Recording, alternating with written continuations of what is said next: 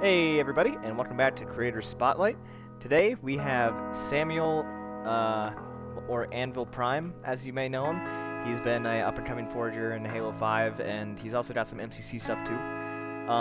So without further ado, Sam, introduce yourself. Hi, I'm Sam. I like to forge, and, well, that's probably all you know me for, so we're just gonna go with that. Joining me today is another Forge Hub staff member known as Bacon Media. He primarily helps out with the videos and stuff. So, Bacon, if you want to introduce yourself. Yeah, howdy. This is pretty much the first time on one of these interviews. Otherwise, I'm mostly behind the scenes, cutting and editing. So, yeah, it'll be a little fun to join in and see how this goes. 100%. Well, let's start this off right here now. So, Sam, how long have you been in the community for? Whether it be Forge or Halo. That's kind of a good question. I'd say a lot of people would probably only know me back to probably about 2018, maybe 2019 is when I really started like interacting with the community at least and started posting my maps and stuff, doing all that. I've always been, I suppose, on the outside of the community since probably like 2014 or 15, just like on Twitter. I watched like all the big content creator YouTube videos, all of that. But I'd say it's only recently where I started really trying to put myself out there too. Nice. So primarily like with Forge and stuff around that time. Yes. Yep. Okay. How long have you like been in the Halo community in general? Did you get in with Halo 4, 5, all the way back in 3? Uh, I'd say proper, like community proper Halo 5, but I've been forging since Halo 3, but mostly just for me and for my friends. Nice. Yep, up until Halo 5, I suppose. So, Awesome. Sam, what all kind of maps are you focused on making? What would you say are some of your favorite maps you like to work on in general? This could be anything from a type of map to the aesthetic of those maps. So the thing that I have put out probably the most is just 4v4 maps, and that's what I enjoy forging. I like forging red versus blue maps. I've done a little bit with Infection, and I haven't done a lot of silly stuff like minigame stuff. Mostly it's just red versus blue that I do. And Okay. among those, like I said, 4v4 is predominantly what I've put out, but that's more been just kind of a necessity because I've never been able to get big lobbies to test big team maps, which is the ones that I like to make. But I haven't made a lot of them just for the kind of pragmatics of it. Because Halo 5's been kind of low player count lately. Yeah. Yeah, like as much as I couldn't hope for, like on one of my maps, is usually between 6 to 8 players. I've probably only a handful of times ever gotten to a point where I can put one of my maps into a 16-player lobby. So for the most part, just those 4v4s. But in Infinite, I am trying to branch out a lot more than that, trying to emphasize into big team, try to do some more minigame stuff as well, play with that a little bit.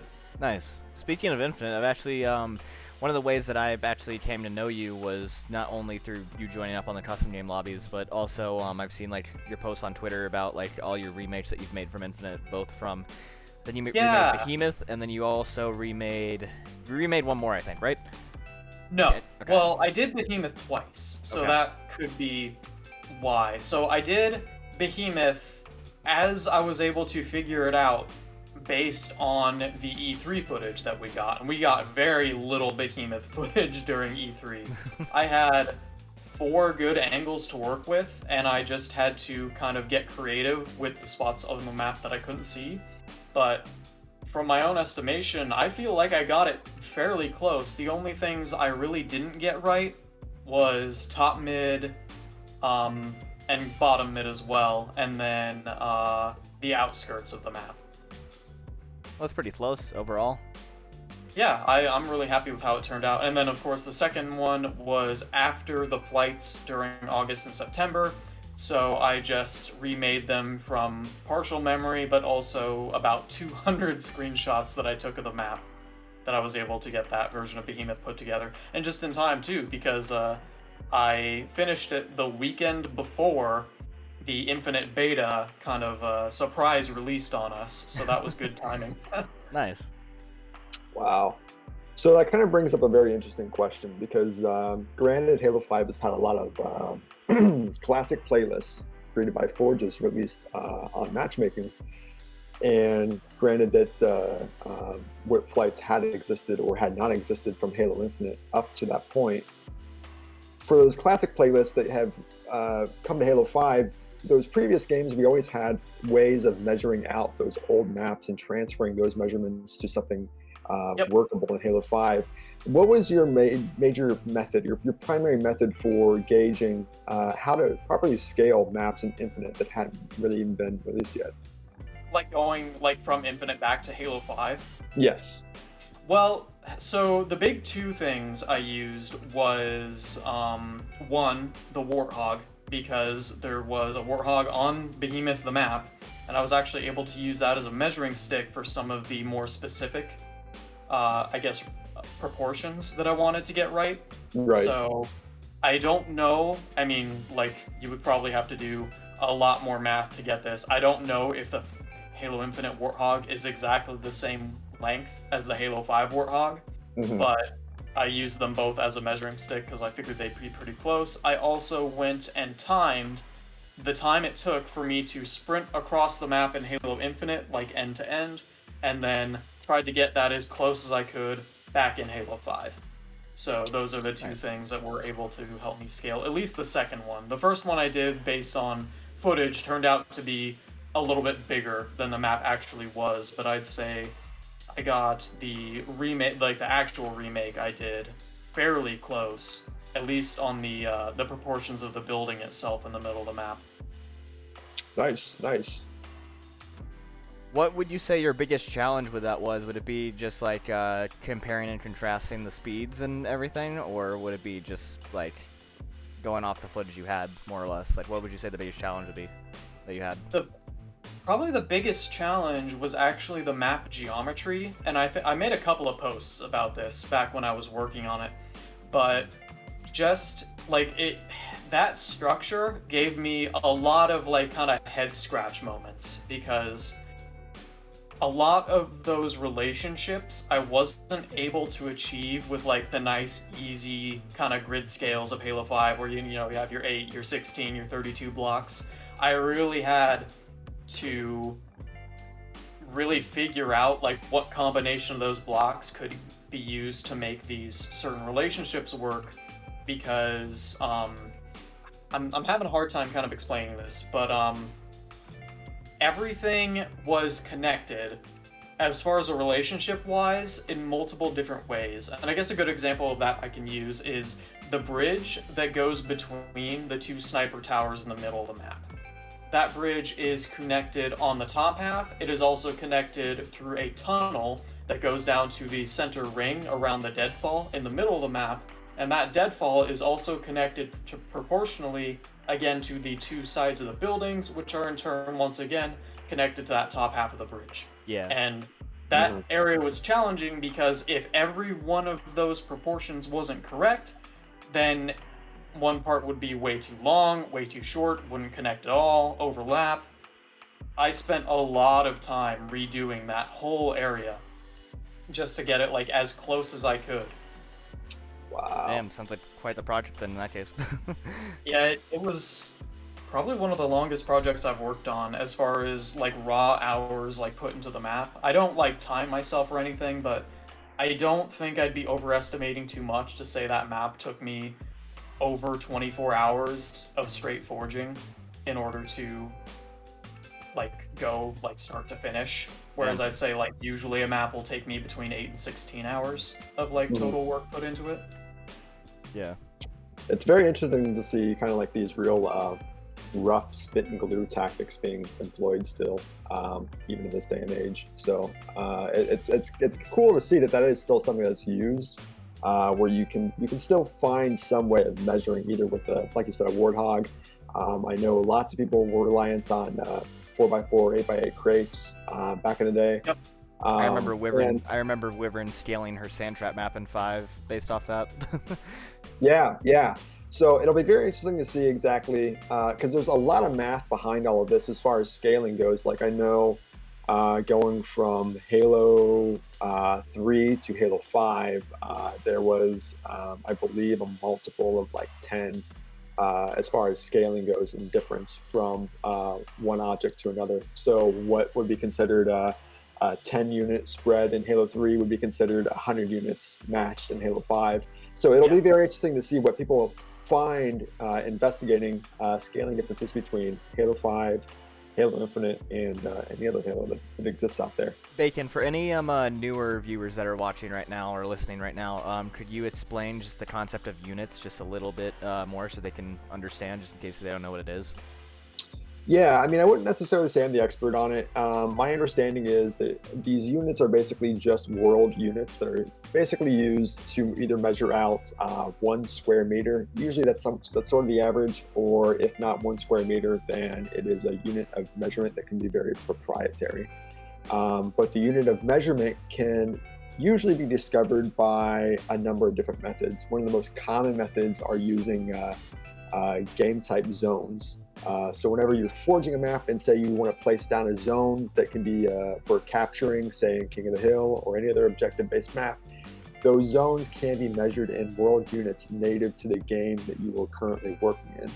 And if you stack that up against older titles, sometimes you can still find similarities in these world units. And so you can use things like capture zones when you're in Forge to properly measure out scaling from one map to the next. So if you are producing a map that's a remake from an older game and you want to produce it in, say, Halo 5, you'll find out what the discrepancy is in the scaling. Is it correct? Is it exactly 1-to-1? Or is there an issue where you have to do a little bit of math to figure out exactly what the discrepancy is? And once you figure that out, you create like an equation that allows you to properly measure out the old maps, find out their scale in the new game, and then you're able to build your remake maps a little more accurately.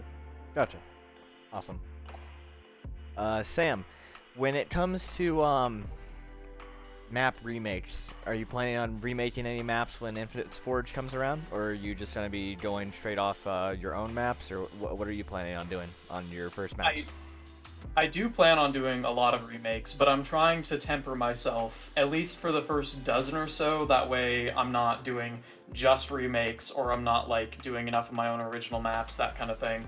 I'm gonna try to get into a pattern where I do a remake of my own, like bringing something up from Halo 5 or MCC into Infinite, doing a remake from a past Halo game, and then doing something completely original. That way I'm still trying to be creative and I'm not just kind of going back and forth. And the plan is to try and just kind of do that 3 rotation over and over for a little bit, but I don't know, we'll see. And it all depends on like what kind of like the demand is, like if it's been an entire week and nobody's done Guardian yet, which I find very hard to believe, but I might try to jump on that, or if it gets saturated quickly, I might try to lean into my own maps. It just sort of depends, I suppose, but... Awesome. When it comes to, like, Infinite Forge, of course, we just got the roadmap, I think it was yesterday, or a day before yesterday, one of the two. 2 days ago. I think it was on Friday. Yeah, so we got the roadmap, and we finally found out that we're finally going to get our hands on Forge, hopefully in September. Yep. So my next question for you would be what are you hoping is in that beta that either hasn't been confirmed or just a hope that you'd want? I suppose my bare minimum, expectation feels like a bit of a toxic word to throw at it, but the minimum that I'd like to see is everything you can do in Halo 5, I'd like to be able to do in Infinite from the get-go. So, like, primitives, simple and complex, the ability to switch out textures on them, some basic scripting that hopefully is a little bit more stable than Halo 5, natural pieces, rigid pieces, props, all of that. If we have all of that, we can, or at the very least I can make some pretty good looking stuff. Like I said, at least what I can do in Halo 5 right now. Going a little bit into more of the hopeful category, like the ability to create your own primitives, like actually manually going in, editing polygons, drawing stuff up like that, terrain sculpting, that kind of thing. Something I've been really hoping for is AI. That way we can make PvE kind of stuff, like our own firefight maps or like campaign missions, what have you.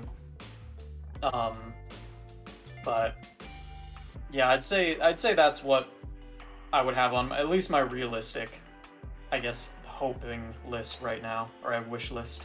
Believe it or not, I could be wrong, but I believe you're the only person that we've interviewed so far that has requested the AI. Either that or I am misremembering. It has been about 4 months, 5 months of of these interviews, so it's been a while. But I think that's definitely something a lot of people in the community have been wanting for a long time, and hopefully we'll get that, whether it's on launch of the beta or not. Yep, and even if that's just a basic, like, pick a banished unit, put him here, decide what his behavior is, that's it. I'd even be happy with that, at least to start out with. That way we can actually create campaign missions. And I've got kind of this little bit of a pipe dream going on right now, but if the tools exist, one of my first projects is to remake the entirety of Halo Combat Evolved in Halo Infinite. Are the brutes replacing elites, or you gonna have the elites there too? I'll probably just have elites, yeah. The only thing I probably won't be able to do is Flood, because that's still not in the main Infinite campaign. Right? I'll at least be able to do the first 5 missions. Just make the Berserker brute the Flood form. Yeah, it's just all brutes. The library is just brute after brute after brute. The Rocket Flood can be a rocket brute with a shield. Yep. It's very interesting that you mentioned some of the bare minimum expectations, as you called it, for Infinite's Forge. I think one thing that everybody is hoping for is to see a very similar control layout. Hopefully it doesn't change again too much, because it seems what was done in Halo 5 was probably the most convenient for people, and also a layout that most people were able to not only conform to really fast, but it allowed you to produce maps very, very, very quickly. So I'll throw my hat into the ring on that a little bit. I think that if they innovate the control scheme again, I'm sure it will be even better than 5's was for a lot of us. But I will say, going back to MCC's Forge these past few months that I've been going back to that, it's hard to come back to Halo 5 sometimes.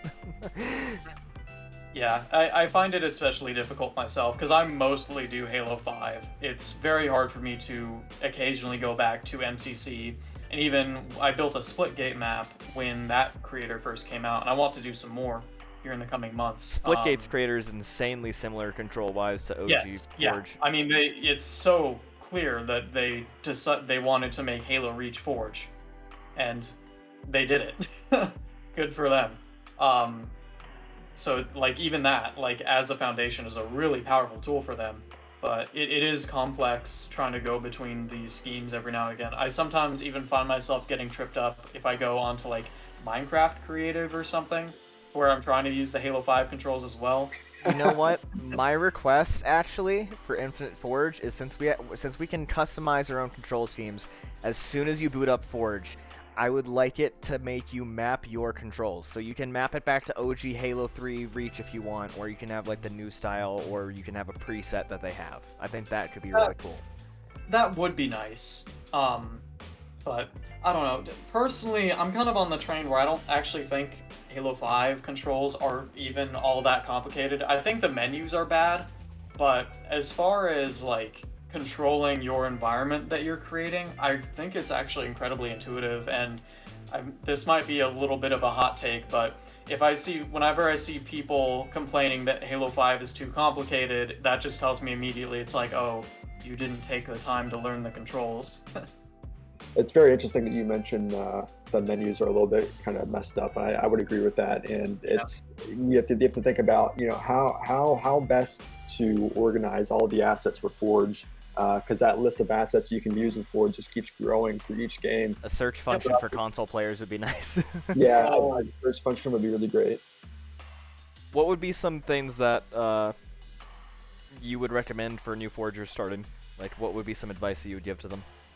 I actually would recommend that, and I tell this to a lot of people, and it is like kind of a weird way to start, but I do recommend pick your favorite Halo map or your favorite map from any game and remake it. Get it as close as you can, because that's going to force you to learn the tool, learn about the parts, learn the controls, of course, and also you'll start picking up little things about level design.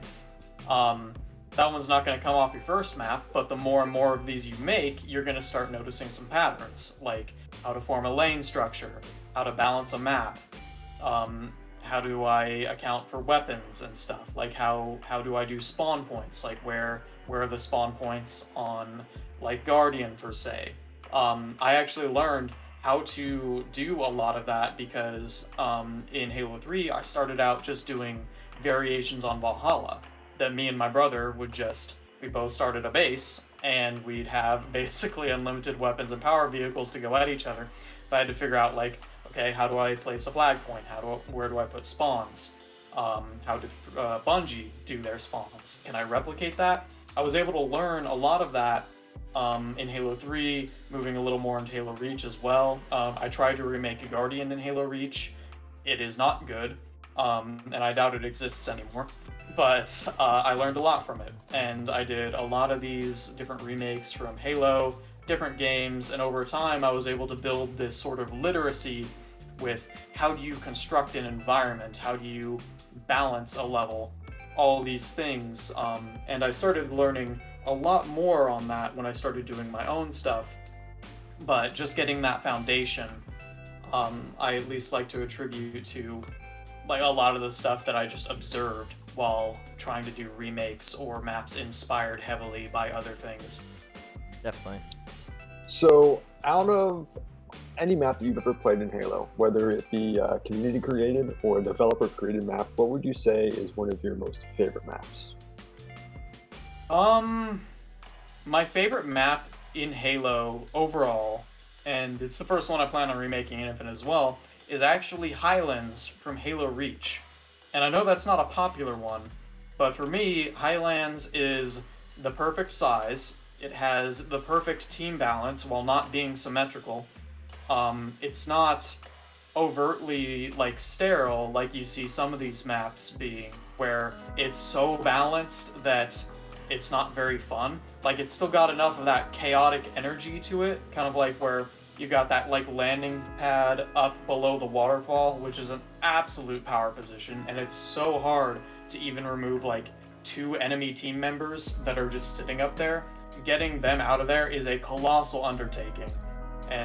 But, like, it's these little things, little quirks that, like, really make maps memorable in that sort of way, I would say. And for me, Highlands on Halo Reach is, like, the epitome of that. Like, how do you construct a map that is, you know, red versus blue, but it's not entirely balanced, it's not symmetrical, but it still comes out, like, almost perfectly. Well, all right, gentlemen. Sam, is there anything else you would like to say to the listeners or anyone else in the community? Nothing significant besides, you know, I'm kind of new, kind of like was said at the beginning of the video, and I love doing, like, this kind of thing, like putting myself out, and especially, like, meeting new people and, like, seeing their stuff and, like, comparing notes and doing all that. That's probably, like, one of my favorite things about this community, is just, like, kind of how intertwined, and I look forward to, I guess, slowly becoming a greater part of that. 100%. And hopefully more people will be collaborating and showing each other their stuff when Infinite's Forge comes out soon. Yep. Well, guys, thank you all again for joining me, and to everyone listening / watching, thank you for joining us today on this latest episode of Creator Spotlight. The next episode is going to be a very special episode, so be tuned in for that. I'm not going to spoil anything, but I just wanted to say, give you that little tease, more or less. So thank you guys for watching, and remember, let's forge new Halo.